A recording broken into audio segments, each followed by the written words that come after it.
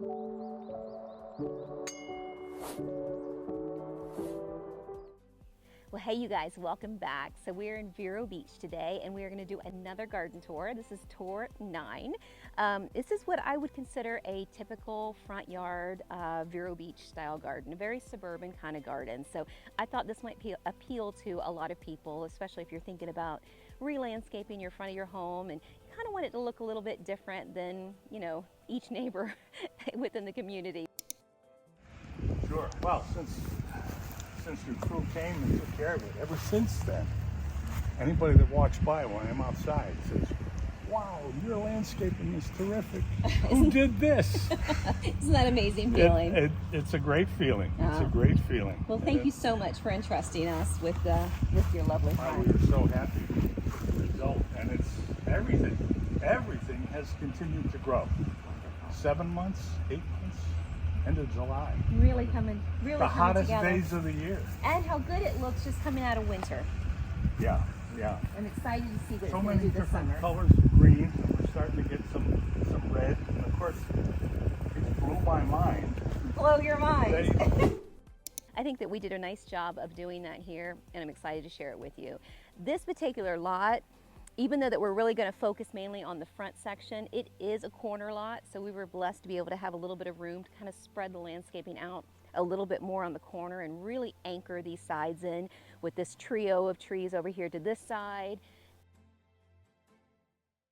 And then it comes over, and this is kind of finale on this side to kind of create a nice bit of softness between the homeowners. So, but yeah, we're going to do our typical tour. I'm going to walk and talk about each of the plant and trees and kind of the reasons why I chose to put them where I put them, and just a little bit about the characteristics and care instructions, and I'll be sure to list the names of those on the screen down below. So, so yeah, let's just jump right in and get to it.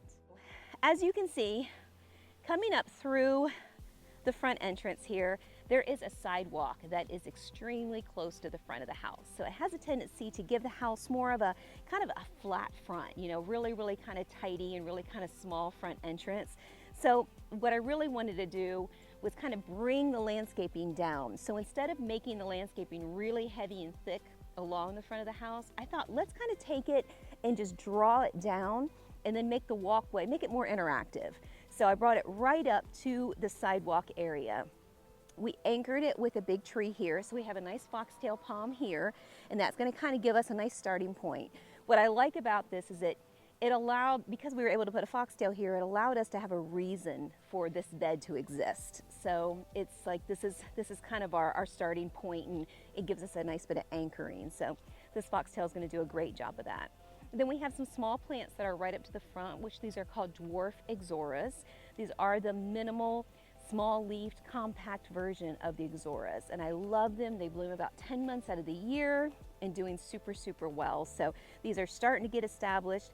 But keep in mind, you guys, we are barely into spring. It's March 1st today, and it's we've had some nasty winds and some nasty cold fronts. So these poor palms have been beat to pieces with this wind that we've had this past winter. So, but as spring starts and early summer starts, all of this color is really going to come in. But I definitely want to share this video with you so that way you can really see what it's going to become. So next is the dwarf firebush. Again, we've got a little bit of burn on it from the cold, but these are going to bloom out and bud out. They're already starting, and they're going to give them a lot of that fire orange red kind of coloring, which is really going to complement the dwarf ixoras there. So I think it's going to do such a nice job of complementing each other because they're a little bit more wild and crazy, and these guys are real pared back, real tidy, real conformed. So right here, I wanted to really dial it back so you can see that we've got a little bit of heaviness, a little bit of weight at the front, but in this middle, I definitely didn't want it to be overdone in any kind of way. So I chose to bring in the foxtail ferns. Now, foxtail ferns, you guys know I love them. You know, I love working with them. I love just kind of that texture in the garden. I love what they do. They're not aggressive in any space. They really do kind of create a nice defined line. I've used them in tropical landscapes. I've used them in real contemporary landscapes, and I think they do so good in both environments. So they kind of really do show off. In this space, I incorporated a few little boulders in here to kind of tie them in with that kind of beachy feel. So I think they're doing a nice job of that.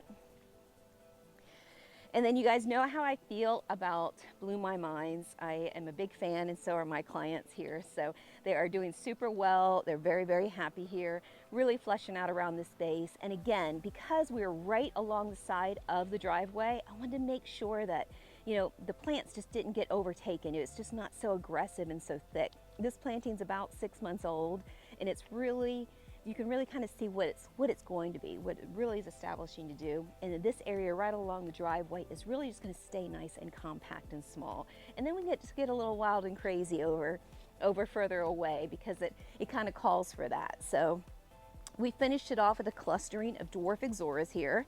Now, in the very near future, these dwarf ixoras are going to fully connect. So it's going to go from one blanket planting to the next blanket planting into these golden dews or gold mounds here that are also going to be a connected planting. So you kind of see kind of how the method goes. We're going to have a nice thick grouping here, a nice lower grouping there, and then a nice intermediate grouping here of about 2.5 foot. So these are going to be a nice bit, and all of these provide you with color, which I think really does give you that pop right by the front door. Really, I don't know, just really does something for the space. These are not yet in bloom, but as soon as they are, they're going to give that beautiful yellow tassel. These are called thrialis, yellow thrialis, and they're really going to kind of be the softer, more whimsical planting of the bed. So I love what they offer. And I've got clustering here and a clustering on that side. And when that yellow pops out, it is a softer kind of look. It moves a lot through the garden. It's just, you know, I just love what it offers in a breeze. And we have such a structural plant in the front here with this male false agave that I really do think that having the two spit of softness on each side really kind of, I don't know, pairs so well together. So I love the male version of the false agaves. They're just so phenomenal. They're very, very upright. I use the female version quite often in the landscapes, and they're kind of similar, but they're a little more widespread, a little shorter, not quite as upright and aggressive. So that's the difference between the two. These are definitely more rare, so when I find them, I definitely I can incorporate them. And what's great about these, unlike the female version, I usually pair the female version together because they kind of need a little bit of a support to be impactful. But this guy, obviously, you know, he doesn't need anything. He's very, very dynamic, very, very interesting right off the bat. So he's got probably another 2 foot to go, and then he's fully matured. But what a specimen he is in this garden, and really does a great job of showcasing the front of this house. They didn't want to cover anything heavy in front of this window, but they definitely wanted some impact here. When I first got here, there was some hibiscus and some heavy planting all the way through here, and it just really did nothing but cover the face of the house, and they wanted to open that back up, and I think this really, really did the job for that. So the male version of the false agave is definitely a go-to for a specimen piece in the garden. And then a little pocket of the foxtail ferns, and then repeated that on that side as well. So I love just dashing them in the garden. And you guys have noticed it's kind of a rinse and repeat kind of thing. You know, we've got the dwarf ixoras, the Bloom My Minds, the foxtail ferns. Boom, we're doing the same type of complementing it on the other side the same way. So it's the same kind of rhythm, the same kind of planting, and that's really what gives you that streamlined type of planting. It really becomes more organic because that flow of heights and levels stay the same, as well as the same kind of color combinations. So I think it's going to come out so well. In another 6 months to a year, this garden's really going to mature into that bright, colorful, compact. It's definitely going to be compact, but it's going to be a lush tropical garden. So I'm excited for them to see that come to fruition. So right here, now you can tell this is exactly what happens to Sanchizia when we get the cold weather. They start to curl, and they do not like the cold snaps. But look at, they're bouncing back. There's new growth all over them, and they're going to be gorgeous this summer.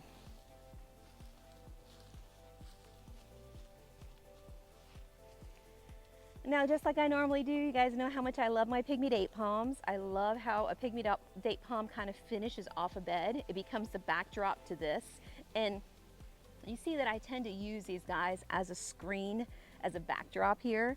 So I think that these are doing a great job, and when this becomes that 8 to 10 foot height back here, it's really going to do a good job of kind of making the house to the side go away when you're looking at the front of the house from the road here. It's really going to give you a nice big wall of green fronds, and so I love how they do that. And what's great about them is they'll never outgrow that space. So once they get up to their full grown height, it's going to be perfect. And then the plants directly under them, which are getting kind of lost right now because the tree has not grown up yet large enough, but the plants underneath of them, you can keep those guys at 4 foot tall. So when those are 4 foot tall and the pygmy date palm reaches its matured height at 12 foot tall, now you've got about 4.5 to 5 foot of trunk, perfect for that understory planting to become a lush, thick layer of 4 to 5 foot. And then you got that canopy frond that pops out of that grouping of color. So, you know, it just really does kind of make you a nice wall. This can remain at 3 foot. So you've got 3, 4 foot, and then of course you go all the way up to whatever height that palm is until it reaches maturity. And then you've got a great kind of ending to the landscape here.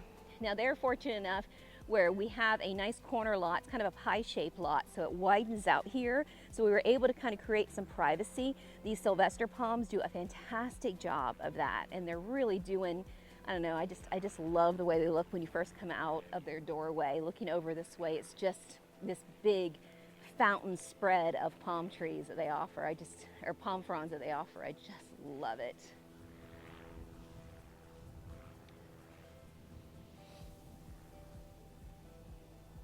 And to tie that in, we did a second island over on the opposite side. So I don't have a corner lot at my house, but I love when I get to work with a corner lot because you really do get to give you almost an estate-like feel in a typical suburban yard. So we had so much front roadway advantage that we were able to kind of create a secondary island planting here. I wish it was in bloom for you guys, but I'll go over the color palette that it's going to be in no time. So right here we have a trio of Sylvester palms.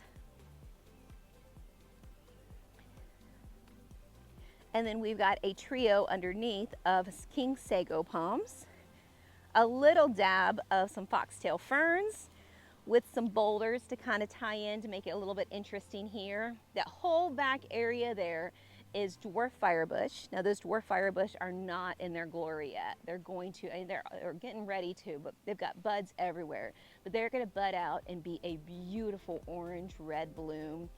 And you know, they're native to Florida. They really bring in the birds, and I just can't wait to see what they're going to offer this landscaping. And then just like we did in the front over there, on these two sides as well, we have yellow thryallis, and look at, they're starting to bloom. I don't know, Bryce, if you can catch that bloom on that there, but they're going to be covered with that yellow flower in no time. And they just have so much movement in the garden every time the wind blows when they're in full bloom. It's almost like a grass. It's just amazing how they soften the corners. So I'll usually kind of pair them in groups on the corners or all the way in the back of a garden, so you just see those tassels kind of flow through it, and I just absolutely love it. But yeah, so we've got orange and reds to the back, yellows on the corner, dark greens and light greens in the middle, and then just tapered in a couple little blue my minds because why not? So but yeah, I love this island, and I love when all these colors come together. It's really going to feel like one landscaping in the garden, it's just amazing for a typical suburban yard. So it's lovely that they're going to kind of get that whole widespread feel of a big tropical landscape in such a really small space. So, well, I hope you guys enjoyed the video, and if you have any questions that I may have not been able to address in this quick tour, then please leave them in the comments down below. I'd be happy to get to them. For those of you guys who are new to my channel, my name is Jennifer Bevins. I am a landscape designer here in Vero Beach, Florida, and we service and create landscapes just like you see here. We'll come in and renovate, remove the old landscape, and then kind of create a whole new vision for your space. And we do the purchasing of material, the prep work, and the installation with our in-house installation team. So give us a call if you'd like to have some work done, and we'd love to work with you. We service areas as far north as Satellite Beach, and we go all the way down the coast from Satellite Beach to Sebastian, Vero Beach, down to Jupiter, Stewart area. So yeah, give us a call if you're looking to have some work done, and I would look forward to meeting you. Don't forget to like, subscribe. Oh, that's right, Bryce. See, what do we do without him? So don't forget to like and subscribe, and follow us on Instagram. And what else? Monkey say, monkey do. What else? Check out the next video. Check out the next video. I'll see you guys there. I just love them. I think I told you that before I even met you, I had this plant, and I was just finding the right place for it to go, and this is it. Yeah. And I really do think it becomes a statement here. Well, we're really pleased with it. It used to be, as we drive in the driveway, my wife would look and shake her head and say, I really hate this landscaping. It could be so much better. And now, as we drive in, she says, wait, I want to stop. I want to look at my landscape. Oh, I love it. I love it.